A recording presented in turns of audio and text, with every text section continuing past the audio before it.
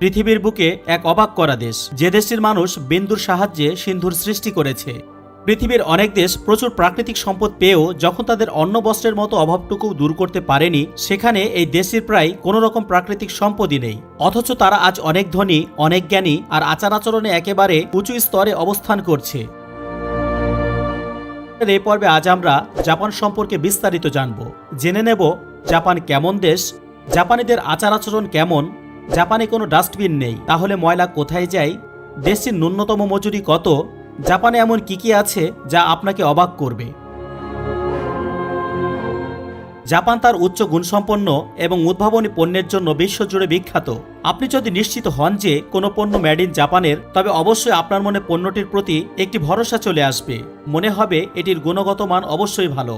জাপানের বিখ্যাত এমন কিছু ব্র্যান্ড হল Toyota, Honda, Sony, Panasonic, Canon, Fujifilm, Toshiba, Sharp, Hitachi, Casio, Nissan, Suzuki, Lexus, Mitsubishi, Kawasaki, Yamaha, Komatsu ইত্যাদি। এই দেশটি প্রথম ওয়াকম্যান আবিষ্কার করেছিল। আমরা যে ইমোজি ব্যবহার করে থাকি তা এই দেশটিতেই 1999 সালে প্রথম তৈরি করা হয়েছিল। ইনস্ট্যান্ট নুডলস এই জাপানে আবিষ্কৃত হয়েছিল। পৃথিবীর রোবট উৎপাদনের শীর্ষ দেশ হল জাপান। মজার বিষয় হল জাপানের কিছু রেস্টুরেন্ট, হাসপাতাল, এমনকি হোটেলেও রোবটকে কাজ করতে দেখা যায়। জাপান এমন একটি দেশ যেখানে প্রাকৃতিক সম্পদ তুলনামূলকভাবে খুবই কম। দেশের বুকের ভিতরে তেমন উল্লেখযোগ্য পরিমাণে তেল, গ্যাস, কয়লা, লোহা, তামা, ইউরেনিয়াম ইত্যাদির কোনো রকম মজুদ নেই বললেই চলে। এরপরও জাপান পৃথিবীর বুকে চতুর্থ বৃহত্তম অর্থনীতিতে পরিণত হয়েছে। জাপান পূর্ব এশিয়ার একটি দ্বীপরাষ্ট্র। এশিয়া মহাদেশের সবচেয়ে আধুনিক দেশ হল এই জাপান। যদিও কিছু ক্ষেত্রে জাপানের সাথে সাথে দক্ষিণ কোরিয়ার নামটিও চলে আসে। যাই হোক, জাপান প্রশান্ত মহাসাগরের উত্তর পশ্চিম প্রান্তে অবস্থিত। দেশটির পূর্বে প্রশান্ত মহাসাগর, পশ্চিমে জাপান সাগর, উত্তরে ওখৎ সাগর এবং দক্ষিণে পূর্ব চীন সাগর রয়েছে। এটি একটি সম্পূর্ণ দ্বীপরাষ্ট্র, অর্থাৎ এর চারিদিক শুধু সমুদ্র দিয়ে ঘেরা। দেশটির সরাসরি কোনো দেশের সাথে স্থল সীমান্ত নেই। তবে জাপানের আশেপাশে সমুদ্রের ওপারে কিছু প্রতিবেশী দেশ রয়েছে, যাদের সাথে দেশটির সামুদ্রিক সীমানা রয়েছে, যেমন রাশিয়া, উত্তর কোরিয়া, দক্ষিণ কোরিয়া, চীন, তাইওয়ান, ফিলিপাইন। জাপানের জাপানি ভাষায় নাম হচ্ছে নিপ্পন, যার অর্থ সূর্যের উৎস বা সূর্য ওঠার স্থান। তাই তো দেশটিকে প্রায়শই সূর্যোদয়ের দেশ বলে অভিহিত করা হয়। দেশটি মোটামুটি ছোট বড় মিলিয়ে প্রায় ৬,৮৫২টি দ্বীপ নিয়ে গঠিত, যার ভেতরে বৃহত্তম এবং প্রধান দ্বীপ হল ৪টি: হোক্কাইডো, হংসু, শিকোকু এবং কিউশু। এই ৪টি দ্বীপ জাপানের মোট ভূখণ্ডের প্রায় ৯৭% এলাকা দখল করে আছে। জাপানের ৬,৮৫২টি দ্বীপ থাকলেও এর সবকটিতে মানুষের বসবাস নেই। ৪৩০টির মতো দ্বীপে মানুষের বসবাস রয়েছে। যাই হোক, দেশটির মোট আয়তন ৩,৭৭,৯৭৫ বর্গ কিলোমিটার, যা ২.৫টি বাংলাদেশের থেকেও বড়। ২০২৫ সালের অনুমানে জাপানের জনসংখ্যা প্রায় ১২,৩৪,৪০,০০০ জন। এই হিসাবে দেশটির প্রতি বর্গ কিলোমিটারে প্রায় ৩২৬ জন মানুষ বসবাস করে, যেখানে বাংলাদেশের প্রতি বর্গ কিলোমিটারে মোটামুটি ১৩৫০ জন মানুষ বাস করে। জাপানের রাজধানী এবং বৃহত্তম শহর হল টোকিও। এটি হলো এই পৃথিবীর সবচেয়ে জনবহুল শহর, যেখানে প্রায় ১,৪১,৪৭,১৭৬ জন মানুষ বসবাস করে। এখানে স্কাইস্ক্র্যাপার, হাইস্পিড ট্রেন, রোবট, অটোমেশনের ব্যবহার খুবই বেশি। এখানে রয়েছে বিশ্বের সবচেয়ে ব্যস্ততম রাস্তাঘাট, বিশাল টাওয়ার ও পর্যবেক্ষণ কেন্দ্র, আলো ঝলমলে পরিষ্কার পরিবেশ, প্রযুক্তি আর শৃঙ্খলার অসাধারণ সমন্বয়। টোকিও বিশ্বের সবচেয়ে নিরাপদ শহরগুলির মধ্যে একটি। শুধু টোকিওই নয়, পুরো জাপানকেই বলা হয় বিশ্বের সবচেয়ে নিরাপদ দেশগুলির মধ্যে একটি, এবং এই সম্মানটাও কিন্তু একেবারেই সত্য। এখানে অপরাধের হার অত্যন্ত কম, আর সাধারণ মানুষ খুবই শান্তিপ্রিয়, শৃঙ্খলা বান্ধব এবং আইনের প্রতি শ্রদ্ধাশীল। টোকিও ছাড়াও জাপানের বেশ কিছু বিখ্যাত, উন্নত এবং প্রযুক্তি নির্ভর আধুনিক কিছু শহর রয়েছে, যেমন Osaka, Kyoto, Sapporo, Nagoya, Fukuoka, Kobe, Hiroshima, Yokohama ইত্যাদি। জাপানিরা অত্যন্ত ভদ্র ও নিয়মনীতি মেনে চলে, সাদাসিধে, সুশৃঙ্খল, প্রযুক্তি ও সংস্কৃতি নির্ভর। দেশের নাগরিকেরা তাদের কঠোর পরিশ্রমের জন্য বিশ্বজুড়ে পরিচিত। তারা কাজে দীর্ঘ সময় দেয় এবং অত্যন্ত মনোযোগের সাথে দায়িত্ব পালন করে। তারা প্রায়শই নির্ধারিত সময়ের পরেও অফিসে কাজ করে। নিজেদের কাজ শেষ করার জন্য তারা অতিরিক্ত সময় দেয়।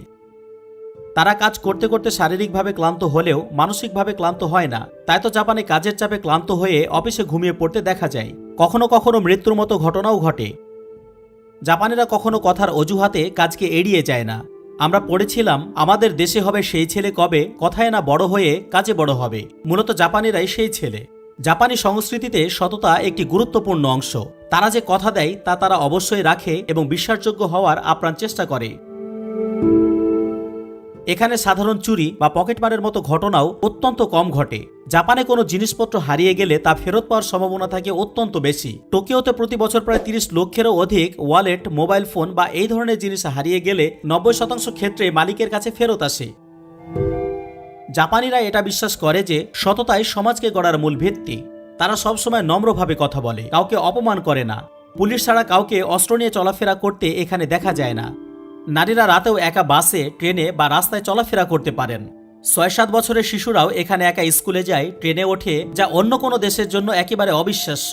অথচ জাপানে এটা একেবারেই স্বাভাবিক ঘটনা, কারণ সমাজ, ট্রাফিক, লোকজন সবাই তাদের নিরাপত্তা নিশ্চিত করে। জাপানিরা আইন কানুন, নিয়মনীতি, সময়ানুবর্তিতা সবকিছু মানতে অত্যন্ত অভ্যস্ত। জেব্রা ক্রসিংয়ে কেউ দাঁড়ালে সাথে সাথে গাড়ি থেমে যায়, এমনকি রাত 3টা বাজলেও। ধন্যবাদ, মাফ করবেন, অনুগ্রহ করে, এসব কথা তাদের মুখে খুব বেশি বেশি শোনা যায়। ট্যাক্সি ড্রাইভারেরা যাত্রী নামানোর পর গাড়ি না সরিয়ে অপেক্ষা করেন যতক্ষণ না ওই যাত্রী বিল্ডিংয়ে প্রবেশ করছে অথবা অন্য কোথাও চলে যাচ্ছে। রেস্তোরাঁয় ওয়েটাররা কখনো কোনো টিপ বা বকশিস নেয় না। আপনি কখনো তাদের ভদ্র ও নম্র আচরণে খুশি হয়ে কোনো টিপস বা বকশিস দিতে যান, তাহলে তারা অত্যন্ত অবাক হয়ে যাবে। এটি তাদের কাছে অনেক ক্ষেত্রে অশোভন, কেননা হাসি মুখে সুন্দর আচরণের মাধ্যমে মানুষকে সেবা দেয় তারা তাদের দায়িত্ব মনে করেন। এর কারণে তারা বকশিস পাবে, বিষয়টি তাদের কাছে একেবারে হাস্যকর। তাদের বিরক্তিহীন হাসিময় আচরণ আপনাদের সকল ক্ষেত্রে মুগ্ধ করবে। তারা কাউকে যেন কষ্ট দিতে চায় না, তাই তো জাপানি ভাষাতে না বলার সংস্কৃতি অত্যন্ত কম। জাপানিরা সরাসরি কখনো নাকে না বলে না, বরং এভাবে বলে, এটা একটু কঠিন। জাপানের প্রায় 70% মতো এলাকা এমন যেখানে মানুষের বসবাস করা অত্যন্ত কঠিন বা প্রায় অসম্ভব। অন্তত এই জায়গাগুলোতে স্থায়ী শহর বা গ্রাম গঠন করা একেবারেই সম্ভব নয়। জাপানের এই বিশাল অঞ্চল জুড়ে রয়েছে পর্বত, সক্রিয় আগ্নেয়গিরি, ঘনবন ইত্যাদি। তাই দেশের প্রায় 85% মানুষ উপকূলীয় অঞ্চলে বসবাস করে। জাপানের উপকূল রেখার দৈর্ঘ্য প্রায় 29,751 কিলোমিটার, যা পৃথিবীর সকল দেশের হিসাবে ষষ্ঠ দীর্ঘতম। দীর্ঘ ও সরু দ্বীপদেশ হওয়ার কারণে এখানে অনেক বেশি উপকূল ও সমুদ্র সম্পদ রয়েছে। জাপান বিশ্বের অন্যতম বড় মৎস্য আহরণকারী দেশ। যদিও গত কয়েক দশক ধরে জাপানে মাছ ধরার পরিমাণ কিছুটা কমেছে, তবুও দেশটিতে প্রতি বছর কয়েক মিলিয়ন টন মাছ ও সামুদ্রিক প্রাণী ধরা হয় এবং এর একটি বড়সড় অংশই জাপানে খাওয়া হয়। বিশ্বের সবচেয়ে বড় মাছের বাজার হল টোকিওর সুকিজি মার্কেট, যেখানে প্রতিদিন প্রায় 2000 টন সামুদ্রিক খাবার বিক্রি হয়। জাপান প্যাসিফিক রিং অফ ফায়ারের মধ্যে অবস্থিত হওয়ার কারণে এখানে প্রায়শই ভূমিকম্প হয়। জাপানকে বলা হয় ল্যান্ড অফ ফায়ার বা অগ্নিবলয়ের দেশ, কারণ দেশটি এমন একটি অঞ্চলে অবস্থিত যেখানে বিপুল পরিমাণে আগ্নেয়গিরি রয়েছে এবং ভূমিকম্প ও আগ্নেয়গিরির বিস্ফোরণ এখানে প্রায়শই ঘটে। বিভিন্ন উৎসের তথ্য অনুসারে এটা বলা যায় যে জাপানে 108টি থেকে 111টি সক্রিয় আগ্নেয়গিরি রয়েছে। মাউন্ট ফুজি হল জাপানের সর্বোচ্চ পর্বতশৃঙ্গ, যার উচ্চতা 3776 মিটার। এটি একটি লাভা গঠিত সক্রিয় আগ্নেয়গিরি। রাজধানী টোকিও থেকে মোটামুটি 100 কিলোমিটার দক্ষিণ পশ্চিমে হংসু দ্বীপে মাউন্ট ফুজি অবস্থিত। মজার বিষয় হলো পরিষ্কার দিনে টোকিও থেকেও এটি দেখা যায়। 1707-1708 সালে এখানে সর্বশেষ অগ্নুৎপাতের ঘটনা ঘটেছিল। এরপর থেকে প্রায় 317 বছর এখানে আর কোনো প্রকার অগ্নুৎপাতের ঘটনা ঘটেনি। তবে জাপানে প্রায় প্রতি 6 বছর পর পর একটি বড়সড় আগ্নেয়গিরির বিস্ফোরণ দেখা যায়। মাউন্ট ফুজির জ্বালামুখটি আশ্চর্য রকমভাবে প্রতিসম, যা বছরের বেশ কয়েক মাস বরফে ঢাকা থাকে। এটি জাপানের একটি সুপরিচিত প্রতীক এবং জাপানের শিল্পকলা ও স্থিরচিত্রে প্রায়শই এটিকে দেখা যায়। পর্যটক ও পর্বতারোহীদের কাছে মাউন্ট ফুজি একটি জনপ্রিয় স্থান। এটি জাপানের 3টি পবিত্রতম পর্বতের একটি। 2013 সালের 22শে জুন সাংস্কৃতিক এলাকা হিসাবে এটিকে বিশ্ব ঐতিহ্যের তালিকায় যুক্ত করা হয়। জাপানের অনেক শহরের পাশেই সক্রিয় আগ্নেয়গিরি রয়েছে, তবুও সেসব শহরগুলিতে মানুষজন বসবাস করে চলছে। জাপানের শিনকানসেন বুলেট ট্রেন প্রতি ঘন্টায় 320 কিলোমিটার গতিতে চলে আর সময় মতোই থামে। এখানকার ট্রেন ঘন্টা বা মিনিটের সূক্ষ্মতায় সময় গণনা করে চলে না। দেশটির ট্রেনগুলো সেকেন্ড ধরে সময় মেনে চলে। এখানে যদি কখনো কোনো ট্রেন 20 সেকেন্ডও দেরি করে, তাহলে ঘোষণা দিয়ে দুঃখ প্রকাশ করা হয়। পুরো বছরে গড় বিলম্ব 1 মিনিটেরও কম। সামান্য বিলম্ব হলেই কর্তৃপক্ষ যাত্রীদের কাছে ক্ষমা চায়। দেশটির বেশিরভাগ রাস্তায় কোনো ডাস্টবিন দেখতে পাওয়া যায় না, এমনকি ময়লার ভাগাড়ও চোখে পড়ে না। কিন্তু চারিদিক এতটাই ঝকঝকে পরিষ্কার যে রাস্তাঘাট ও পাবলিক প্লেসে এতটুকু ময়লা তো দূরের কথা, ধুলিবালিও খুঁজে পাওয়া যায় না। জাপানিরা প্রায়ই নিজেদের আবর্জনা নিজেদের সাথে বহন করে এবং অনেকে স্বেচ্ছায় আবর্জনা পরিষ্কার করে। এখানে রাস্তায় ময়লা ফেলা সামাজিকভাবে খুবই অশোভন ও লজ্জার বিষয়। তারা ময়লা আবর্জনা রিসাইকেলের মাধ্যমে অন্য কোনো কিছুতে পরিণত করে ফেলে, আর যেগুলো একেবারে পুনঃব্যবহার করা সম্ভব নয় সেগুলোকে বিশেষ প্রক্রিয়ায় ধ্বংস করে ফেলা হয়। অথচ আমাদের দেশে সবখানে ডাস্টবিন দিয়েও রাস্তায় ময়লা পড়ে থাকতে দেখা যায়, যেখানে জাপানে ডাস্টবিন না থাকলেও রাস্তাঘাট থাকে চকচকে পরিষ্কার। জাপানের স্কুলের ছাত্রছাত্রীরাই ক্লাসরুম পরিষ্কার করে, এখানে আলাদা কোনো ঝাড়ুদার নেই। জাপানের ভূমিকম্প বিষয়টি অত্যন্ত গুরুত্বপূর্ণ ও ভয়ঙ্কর, কারণ দেশটি পৃথিবীর সবচেয়ে ভূমিকম্প প্রবণ দেশগুলির মধ্যে একটি। কেননা জাপান অবস্থিত প্যাসিফিক রিং অফ ফায়ারে। এটি এমন একটি অঞ্চল যেখানে ভূত্বকের কয়েকটি টেকটনিক প্লেট একে অপরের নিচে সরে যাচ্ছে। এই কারণে জাপানে বছরে প্রায় 1500টিরও বেশি ভূমিকম্প অনুভূত হয়। 2011 সালে তোহোকু ভূমিকম্প সুনামি ছিল 9.1 রিক্টার স্কেলের। ফুকুশিমা পারমাণবিক বিদ্যুৎ কেন্দ্র বিপর্যয় সেই বছরই ঘটে। 1923 সালের টোকিও ভূমিকম্পে প্রায় 1,40,000-এরও বেশি মানুষ মারা যায়। এ কারণে জাপানিরা বড় বড় বিল্ডিংয়ে শক অ্যাবজর্বার ও সোয়িং প্রযুক্তি ব্যবহার করেন। এখানে ভূমিকম্পের আগে সেকেন্ডের মধ্যে সতর্ক বার্তা পাঠানো হয়। আমরা সচরাচর জানি যে ভূমিকম্পের কোনো পূর্বাভাস হয় না, অর্থাৎ হঠাৎ করেই ঘটে যায়। কিন্তু ভূমিকম্পের আগে সেকেন্ডের মধ্যে সতর্কবার্তা পাঠানো জাপানের একটি প্রযুক্তিগত বিশেষ আবিষ্কার। ভূমিকম্পের ভূগর্ভস্থ কম্পন আসলে দুই রকম, এস ওয়েভ বা সেকেন্ডারি ওয়েভ যা ধীর তবে মারাত্মক, এবং পি ওয়েভ বা প্রাইমারি ওয়েভ যা দ্রুত কিন্তু খুব কম মারাত্মক। জাপানের প্রযুক্তি পি ওয়েভ শনাক্ত করে এস ওয়েভ আসার আগে সতর্কবার্তা পাঠায়। এই ব্যবধান সাধারণত 2 থেকে 30 সেকেন্ড পর্যন্ত হতে পারে। যত দূরে কম্পনের উৎস তত বেশি সময় লাগবে, আর এই সময়ের ভিতরে অগ্রিম সতর্কবার্তা জানিয়ে মানুষকে দ্রুত নিরাপদ স্থানে নেওয়া সম্ভব। জাপানে একটি বিখ্যাত ও জাদুকরী পরিবেশের বাসবন আছে যার নাম আরাশিয়ামা বাসবন। গাছগুলো এমনভাবে সারিবদ্ধ যে যা দেখে মনে হয় পথের দুই পাশে সবুজ প্রাচীর তৈরি করেছে। জাপানের প্রধান ভাষা হলো জাপানিজ, যাকে বলা হয় নিহঙ্গ। সামান্য কিছু সংখ্যক মানুষ বাদে দেশটির প্রায় সকলেই এই ভাষাতে কথা বলে। জাপানের মানুষ ধর্মীয়ভাবে শিন্তো 70.5%, বৌদ্ধ 67.2%, খ্রিস্টান 1.5% এবং অন্যান্য ধর্মের 5.9% মানুষ রয়েছে। এখানে হিসাবে জাপানের ধর্মীয় অনুসারীদের মোট সংখ্যা 100%কে ছাড়িয়ে গেছে, কারণ অনেক জাপানি শিন্তো এবং বৌদ্ধ ধর্ম উভয়ই একই সাথে পালন করেন। দেশের মাত্র 11.5% জমি চাষের উপযোগী। 2018 সালের হিসাব অনুযায়ী জাপানের কৃষিখাত দেশের মোট জিডিপির প্রায় 1.2% অবদান রাখে, অর্থাৎ দেশটি মোটেও কৃষি নির্ভর দেশ নয়। তবে জাপান যে পরিমাণ শস্য ও ফসল উৎপাদন করে তাতে দেশের অর্ধেক মানুষের চাহিদা পূরণ হয়ে যায়। আবাদযোগ্য জমির এই অভাবের কারণে ছোট এলাকায় চাষাবাদের জন্য ট্যারেস ব্যবস্থা চালু করা হয়। কৃষিক্ষেত্রে ট্যারেস হলো এমন একটি সমতল পৃষ্ঠ যা পাহাড় কেটে ফসল চাষের জন্য তৈরি করা হয়।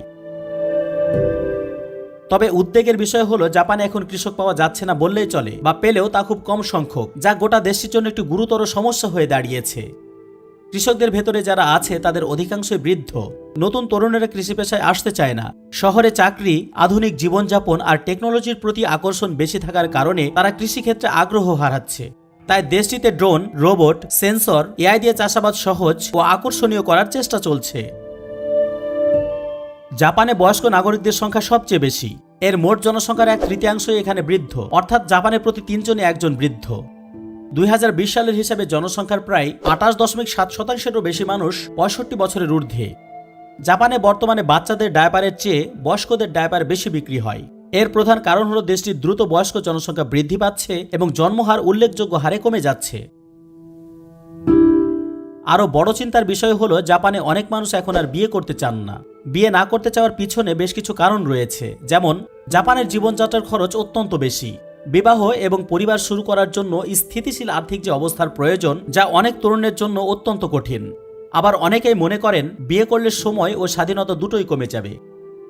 জাপানে বিয়ে না করার প্রবণতা, কম সন্তানের জন্মগ্রহণ, এই সব কারণে দেশটির জনসংখ্যা দিনে দিনে হ্রাস পাচ্ছে এবং এটি এখন জাপানের জাতীয় সংকটে পরিণত হয়েছে।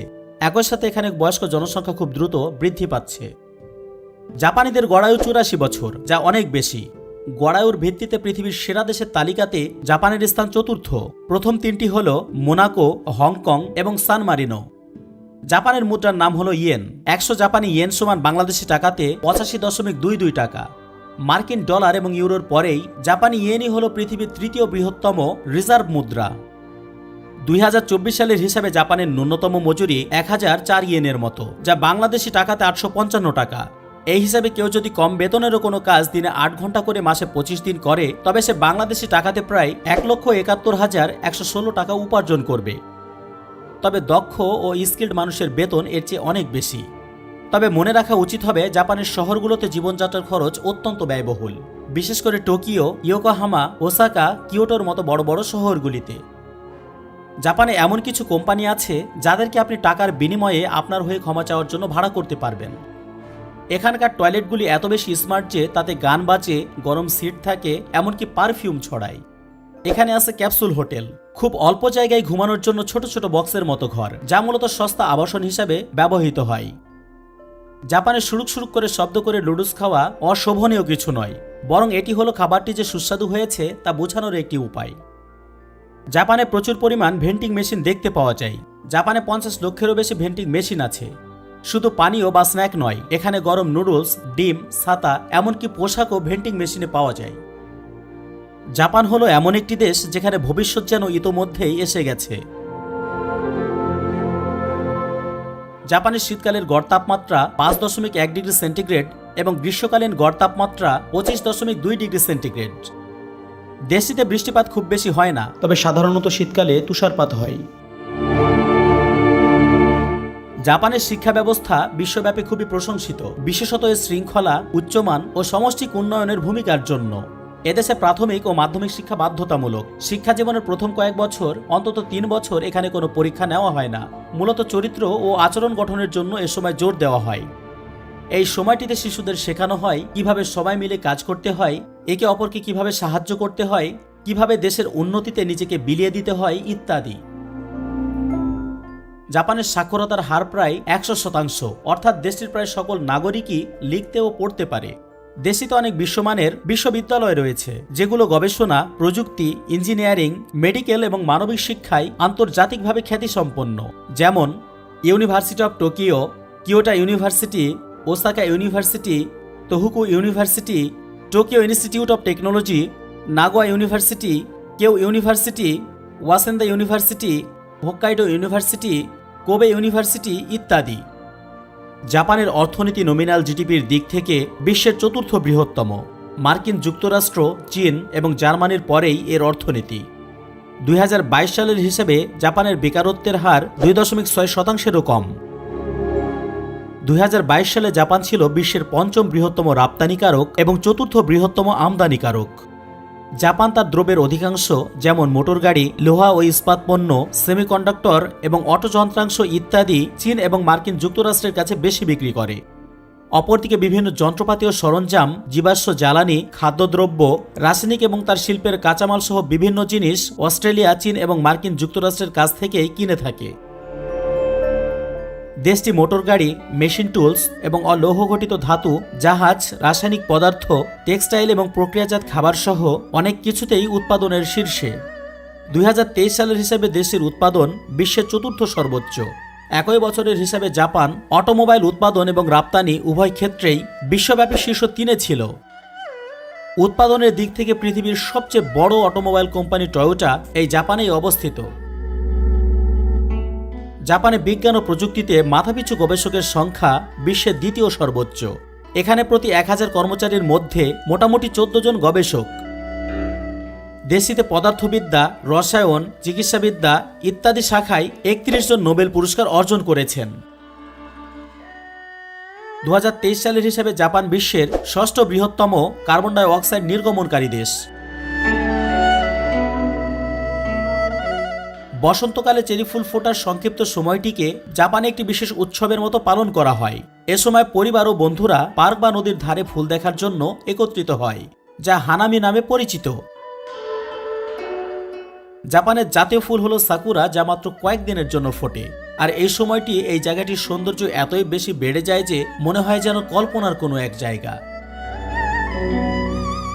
জাপানে এমন অনেক সুন্দর ফুলের পার্ক রয়েছে যেগুলিকে দেখলে মনে হবে সরাসরি যেন কোনো রূপকথার গল্প থেকে উঠে এসেছে। এই পার্কগুলো শুধু সৌন্দর্যের জন্যই বিখ্যাত নয়, বরং অনেক সময় মানুষকে অভিভূত এবং আবেগপ্রবণ করে তোলে। এমন কিছু পার্ক হলো Hitachi seaside park, Ashikaga flower park, Shibazakura hill at mount Fuji. জাপানের সাধারণত অন্য সংস্কৃতির তুলনায় বেশি পরিমাণ আত্মহত্যা করে থাকে, তবে সম্প্রতি বছরগুলিতে এই হার অনেকটা কমে গেছে। তবু এখন এটি জাপানের একটি বড়সড় সামাজিক সমস্যা। যদিও এই কাজে জাপানের চেয়ে আরও 18টি দেশ এগিয়ে রয়েছে। জাপান প্রযুক্তিতে যতটা উন্নত, সামাজিক ও মানসিকভাবে অনেক ক্ষেত্রেই তারা ততটা একা এবং ততটাই চাপগ্রস্ত। সম্মান, দায়িত্ববোধ, ব্যর্থতার ভয় সব মিলিয়ে একটি গভীর অভ্যন্তরীণ যুদ্ধ চলতে থাকে তাদের ভেতর। ফলে কেউ কেউ এই ভুল পথ বেছে নেয়।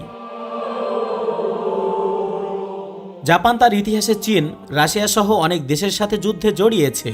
বিশেষ করে 1994 সাল থেকে 1945 সাল পর্যন্ত সাম্রাজ্যবাদী সম্প্রসারণ ও বিশ্বযুদ্ধের সময় জাপান এই যুদ্ধগুলোর সাথে জড়িয়েছে। দ্বিতীয় বিশ্বযুদ্ধে জাপান ছিল অশ্বশক্তির প্রধান সদস্য। এ সময় জাপানের ভূমিকা ছিল অত্যন্ত গুরুত্বপূর্ণ, বিতর্কিত এবং ধ্বংসাত্মক, বিশেষ করে এশিয়া ও প্রশান্ত মহাসাগরীয় অঞ্চলগুলির জন্যে। যাই হোক, 1945 সালের 6 আগস্ট হিরোশিমাতে লিটল বয় এবং 9 আগস্ট নাগাসাকিতে ফ্যাটম্যান পারমাণবিক বোমা ফেলে প্রায় 1,50,00,000 থেকে 2,46,00,000 মানুষের মৃত্যু হয়। এ সময় অনেক অবকাঠামোগত ও পরিবেশগত ক্ষতির মাধ্যমে দ্বিতীয় বিশ্বযুদ্ধের সমাপ্তি ঘটে। 1945 সালের এই পরাজয়ের পর জাপান যুদ্ধকে স্পষ্টভাবে না বলে এবং শান্তিপূর্ণ দেশ হিসেবে আত্মপ্রকাশ করে। তারা আনুষ্ঠানিকভাবে যুদ্ধ ত্যাগ নীতি গ্রহণ করে। তাদের সংবিধানেই তা লিখিতভাবে উল্লেখ আছে। জাপান নিজেকে শান্তিপ্রিয় দেশ হিসেবে ঘোষণা করলেও এবং যুদ্ধ না করার প্রতিশ্রুতি দিলেও তাদের রয়েছে এক অত্যাধুনিক, সুসংগঠিত ও শক্তিশালী সামরিক বাহিনী, যা সেনাবাহিনী নামে পরিচিত না হলেও আসলে অনেক দেশে তা ছড়িয়ে রয়েছে। এদের বলা হয় জাপান সেলফ ডিফেন্স ফোর্সেস। এতে সক্রিয় কর্মী রয়েছে 2,51,500 জন এবং রিজার্ভ কর্মী রয়েছে 56,000। তাছাড়াও দেশটির রয়েছে satellite surveillance, cyber defence unit, missile defence system, AI and drone technology, F-35 stealth fighter সহ আরও অনেক কিছু। দ্বিতীয় বিশ্বযুদ্ধের পর জাপান কিভাবে এত উন্নতি করল?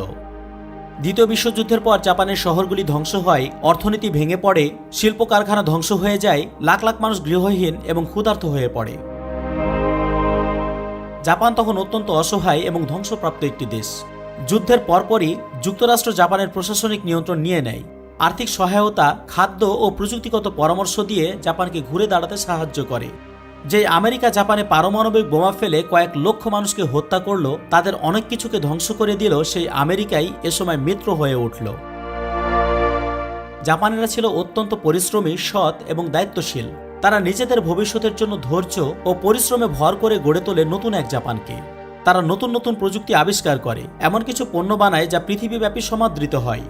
ধীরে ধীরে জাপান হয়ে ওঠে চতুর্থ বৃহত্তম অর্থনীতির দেশ। জাপানের বেশ কয়েকটি ঘনিষ্ঠ বা মিত্র দেশ রয়েছে, যাদের সঙ্গে দীর্ঘদিনের কূটনৈতিক, অর্থনৈতিক ও প্রতিরক্ষাগত সম্পর্ক বিদ্যমান।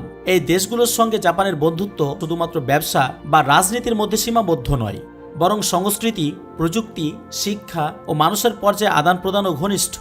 দেশগুলি হল United states, south Korea, Australia, India, Germany, France, United kingdom, Indonesia, Malaysia, Philippines, Thailand ইত্যাদি।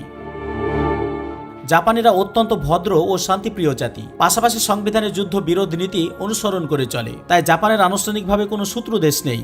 তবে কিছু কিছু দেশের সাথে জাপানের ঐতিহাসিক দ্বন্দ্ব, ভূ রাজনৈতিক উত্তেজনা ও অর্থনৈতিক প্রতিযোগিতা চলছে। এমন দেশগুলি হল চায়না, নর্থ কোরিয়া, রাশিয়া ইত্যাদি। জাপানের পতাকার সাথে বাংলাদেশের পতাকার বেশ মিল রয়েছে। জাপানের পতাকার সাদা অংশকে সবুজে পরিবর্তন করে দিলেই তা বাংলাদেশের জাতীয় পতাকা হয়ে যাবে। প্রতিবেদনটি ভালো লাগলে শেয়ার করার অনুরোধ রইল।